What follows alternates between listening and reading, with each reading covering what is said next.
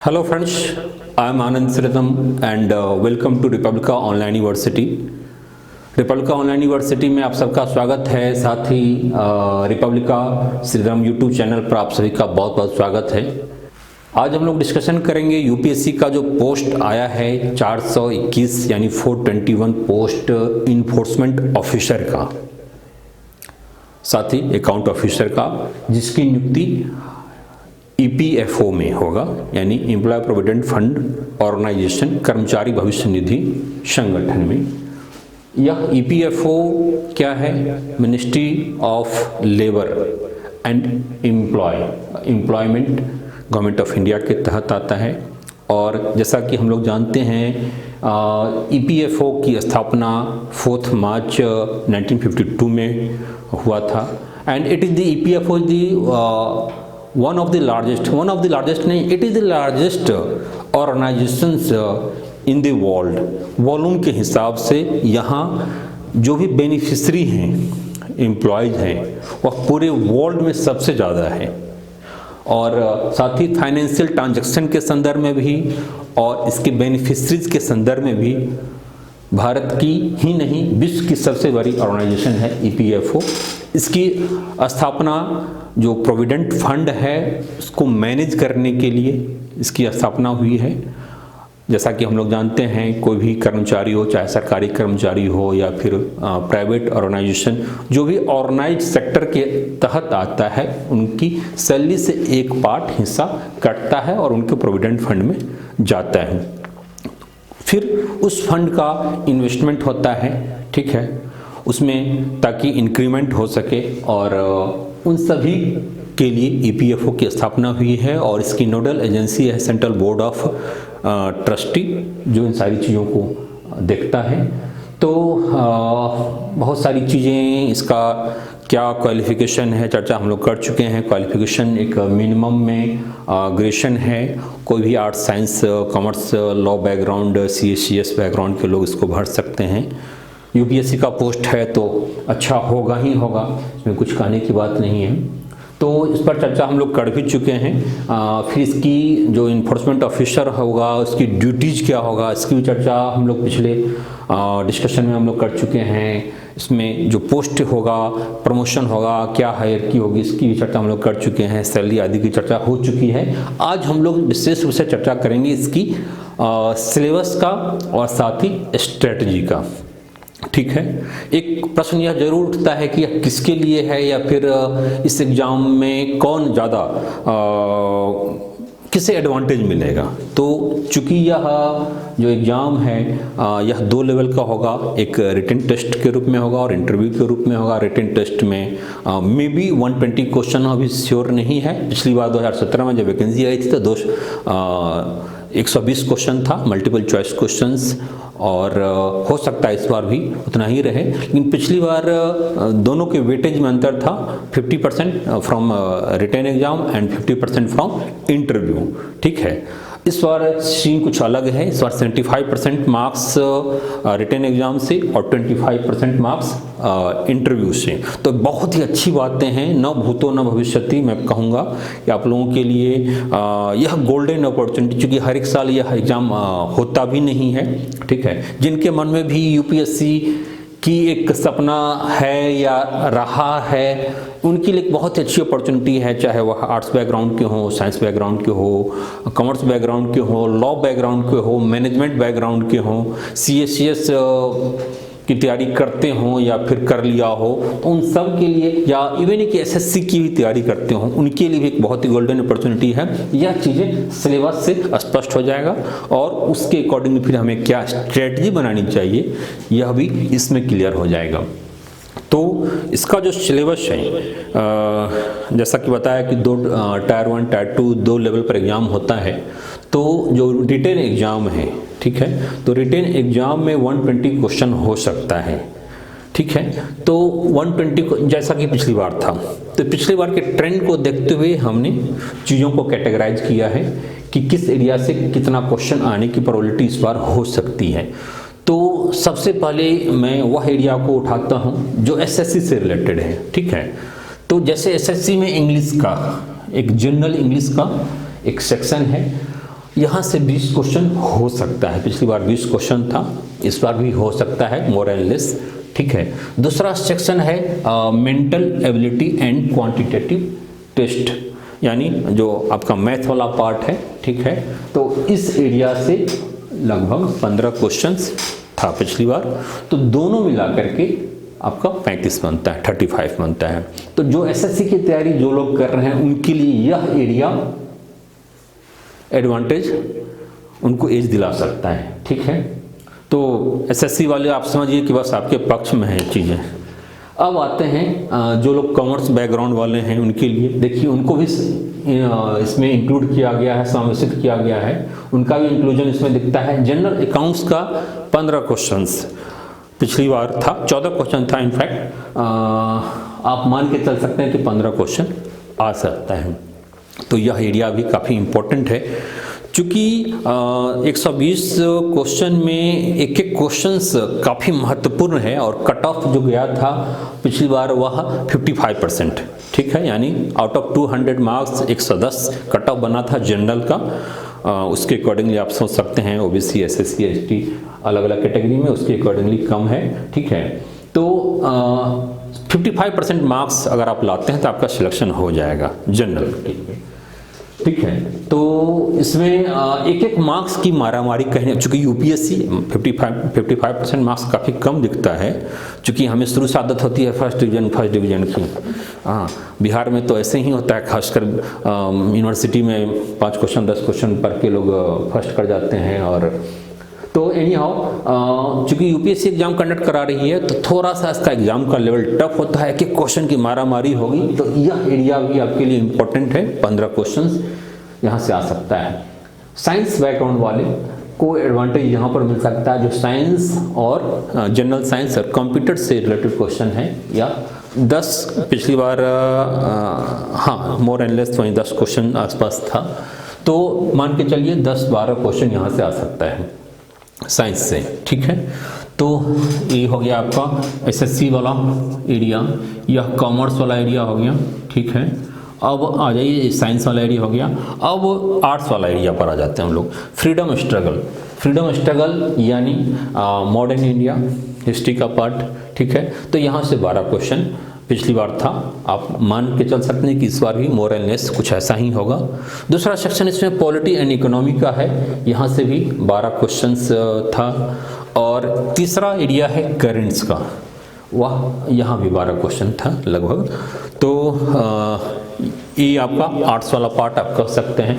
हालांकि करंट सबके लिए है, चाहे वो साइंस बैकग्राउंड को, कॉमर्स बैकग्राउंड का हो, सबको पढ़ना ही पढ़ना है। ठीक है। तो आर्ट्स वाले यहाँ पर थोड़ा सा एडवांटेज दे सकते हैं फ्रीडम मूवमेंट स्ट्रगल में और पॉलिटी इकोनॉमी। ठीक है। 25 क्वेश्चंस में आप, ठीक है, करंट सबको पढ़ना ही पढ़ना है। अब इसके अलावा जो एक एरिया है जो हो सकता है लगभग सब लोगों के लिए नया हो, ठीक है, वह काफ़ी इम्पोर्टेंट भी है और कुछ हद तक नया भी कह सकते हैं, वह है इंडस्ट्रियल रिलेशन। इंडस्ट्रियल रिलेशन पर जनरली बहुत अच्छी बुक्स नहीं मिलती है। इंडस्ट्रियल रिलेशन साथ ही लेबर लॉज, ठीक है, और सोशल सिक्योरिटी का, चूँकि यह पोस्ट ही ईपीएफओ से रिलेटेड है, ministry of labour and employment से रिलेटेड है, तो यह एरिया काफ़ी इम्पोर्टेंट हो जाता है। मे बी यहाँ से क्वेश्चन ज़्यादा भी आ सकता है।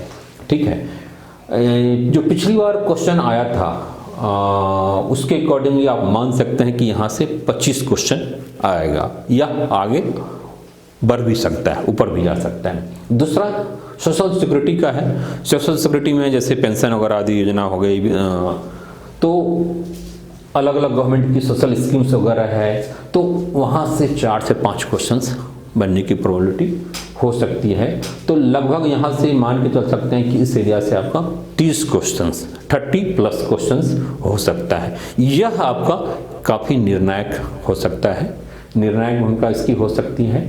तो इस पर आप लोग विशेष तैयारी करेंगे। सिलेबस को डिटेल में देखने का मतलब यह है कि उसके अकॉर्डिंगली हम अपनी स्ट्रेटजी को बनावें। ठीक है, ताकि कहीं भी हम चुके नहीं, कोई भी लूप फॉल्ट बचे नहीं। जो आपका स्ट्रॉन्ग एरिया है अब हम लोग स्ट्रेटजी पर बात कर रहे हैं, ठीक है। जो आपका स्ट्रॉन्ग एरिया है, स्ट्रॉन्ग एरिया को और भी आप स्ट्रॉन्ग कर लीजिए, और जो वीक सेक्शन है उसको ओवरकम करने का कोशिश कीजिए, उस पर कमांड करने का जहाँ तक पॉसिबल हो सके, एज फार एज पॉसिबल आप उसको कवर कर लेंगे, ठीक है। थोड़ा सा और भी हम लोग डिटेल में आते हैं।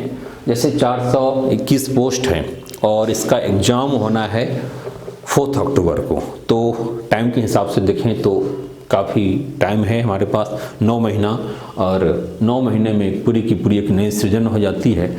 तो ये तो बहुत ही छोटा सा एग्ज़ाम है इन्फोर्समेंट ऑफिसर का। इसको क्लिक करना कोई बहुत ही मुश्किल नहीं होगा। इसका एरिया ज़रूर ज़्यादा दिख रहा है कि भाई इसमें कॉमर्स भी पढ़ना है और लेबर लॉज से रिलेटेड चीज़ें भी है, ठीक है, अकाउंट से रिलेटेड चीज़ें भी है, आर्ट्स साइंस तो रहता है हर एक एग्ज़ाम में। तो एरिया केवल बड़ा दिख सकता है, ठीक है, लेकिन ऐसा नहीं कि सब आपको करना ही है। नेगेटिव मार्क्स है, 1/3 इसमें नेगेटिव मार्क्स है, तो इसलिए सारा आपको करना भी नहीं है, लेकिन आपकी तैयारी पूरी तो होनी ही चाहिए ताकि अधिक से अधिक आप अच्छा उसमें कर सकें।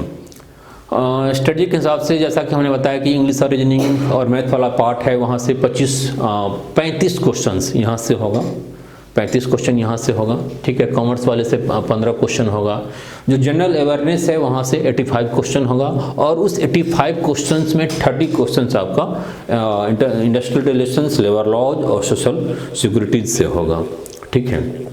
तो यह मोटा मोटी आपका सिलेबस हो गया, स्ट्रेटजी हो गया। स्ट्रेटजी में चूँकि पिछली बार 257 पोस्ट था, 257 पोस्ट था, और लगभग 1,40,000 लोगों ने अप्लाई किया था, लगभग आप मान के चल सकते हैं 1.5 लाख, ठीक है। इस बार चूँकि 3 साल के बाद आया है, भारत में बेरोजगारी भी है, पोस्ट भी यूपीएससी का है, और पिछली बार 257 तो ओवरऑल पोस्ट था, इस बार तो केवल 168 और 42 जो इकोनॉमिक वीकर सेक्शन के लिए हैं, यानी 210 पोस्ट तो केवल जनरल के लिए हो जाता है। तो आप अंदाज़ा लगाए कि कितना ज़्यादा पोस्ट है। इतना पोस्ट शायद ही कभी आया हो और आगे भी आएगा नियर बाई, यह कहना मुश्किल है। तो इस बार no doubt number of applicants भी, नंबर ऑफ कैंडिडेट्स भी ज़्यादा होगा, और सर्टेनली यह 3 लाख के आसपास जाएगा, ठीक है। तो उसके अकॉर्डिंगली आपको स्ट्रेटजी बनानी है। एक एक क्वेश्चंस के लिए मारामारी है, एक एक क्वेश्चंस की आपकी स्ट्रेटजी होनी चाहिए। अगर स्ट्रेटजी कहीं भी चूक होगी तो फिर आप बाहर हो सकते हैं, रिजेक्ट हो सकते हैं। और स्ट्रेटजी आपकी जितनी ही स्ट्रॉन्ग होगी, जितनी ही अच्छी स्ट्रेटजी होगी और उसका इम्प्लीमेंटेशन होगा, उतना ही आप समझिए कि आप डे बाय डे, 9 महीना टाइम है, 9 महीना नहीं, अब तो 8.5 महीना आप मान के चलिए, जनवरी ऑलमोस्ट लास्ट हो रहा है, ठीक है। तो इस 8.5 महीने में आपकी पूरी अच्छी तैयारी होनी चाहिए।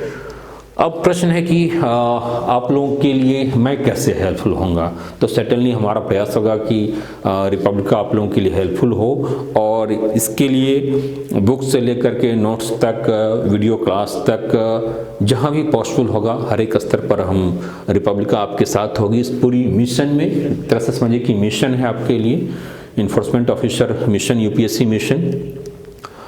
बुक्स में थोड़ी सी चर्चा मैं कर लूँ तो बुक्स में आप बेसिक एनसीईआरटी बुक्स को आप बेस बना सकते हैं, ठीक है। और इसमें आपकी सामान्य ज्ञान